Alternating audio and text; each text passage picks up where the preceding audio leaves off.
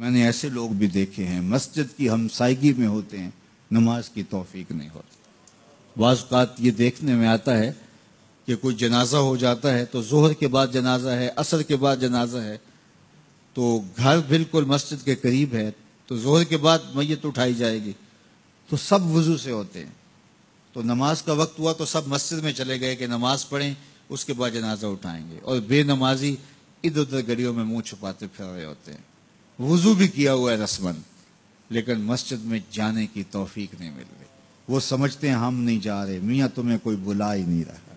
اتنے بد نصیب ہو، جنازہ بھی تم اللہ کے لیے نہیں پڑھنے آئے، وہ بھی کسی کے دکھلاوے کے لیے آئے ہو۔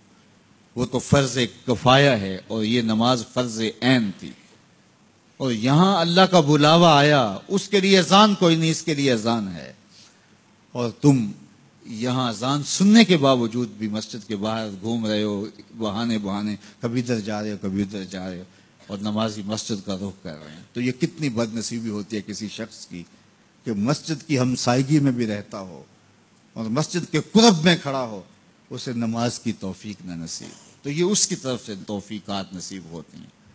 میں ایک بات سنایا کرتا ہوں کہ لاہور جب بڑی چہل پہل ہوا کرتی تھی ہمارے ریلوے اسٹیشن پہ، تو بہت سارے لوگ ریلوے کے ذریعے آیا کرتے تھے، تو وہاں کلیوں کی قطاریں ہوا کرتی تھی۔ ایک بوڑھا کلی، ٹرین کا وقت ایسا تھا کہ وہ رکی آ کے، تو اس نے کسی کا سامان اٹھایا، تو میکلوڈ روڈ پہ جانا تھا، تو راستے میں نوری مسجد پڑتی ہے، تو اس نے کہا قریب آ کے کہ بابو جی میری نماز عصر رہتی ہے، تو ذرا 2 منٹ کے لیے رکیے میں نماز پڑھ لوں۔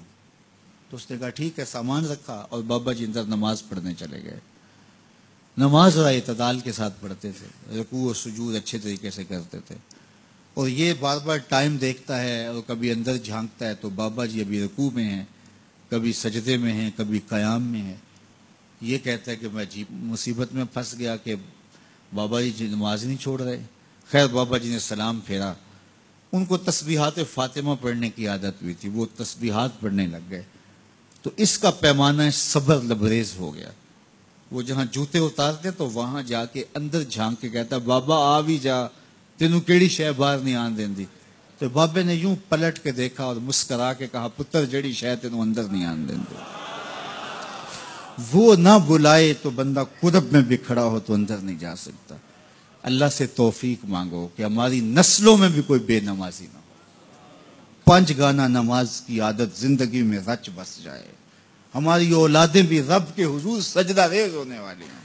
قیامت کے دن جب حکم ہوگا کہ اللہ کو سجدہ کرو، بے نمازی اس دن تو چاہیں گے سجدہ کریں، آج کوئی نماز پڑھتا یا نہیں پڑھتا، اس دن تو ہر کوئی چاہے گا کہ آج سجدہ کریں، لیکن بے نمازی چاہے گا کمر اکڑ جائے گی، سجدہ کر نہیں سکے گا۔ قرآن بتاتا ہے کچھ لوگ جہنم کی طرف دھکیل کے لے جائے جا رہے ہوں گے، ان کو کچھ لوگ پوچھیں گے ما سلککم فی سقر، تم جہنم کو کیوں جا رہے ہو؟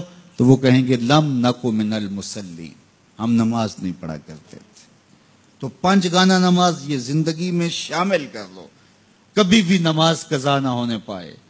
قیامت کے دن بے نمازی کو اللہ دشمنان خدا کی صف میں کھڑا کر دے گا، جہاں نمرود کھڑا ہوگا، جہاں فرعون کھڑا ہوگا، جہاں حامان کھڑا ہوگا، جہاں قارون کھڑا ہوگا، جہاں دشمنان خدا کھڑے ہوں گے، بے نمازی بھی اس صف میں کھڑا کر دیا جائے گا۔ مجھے بتائیے ہم میں سے کوئی بھی یہ گوارا کرتا ہے کہ حشر کے دن دشمنان خدا کی صف میں کھڑے کر دیے جائیں؟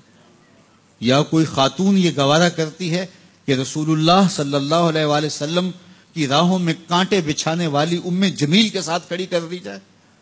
تو جب ہم یہ گوارا نہیں کرتے، نہ ہماری مائیں بہنیں بیٹیاں گوارا کرتی ہیں، تو پھر نماز کبھی ترک نہ کیجیے، نماز کو شعار زندگی بنا لیے۔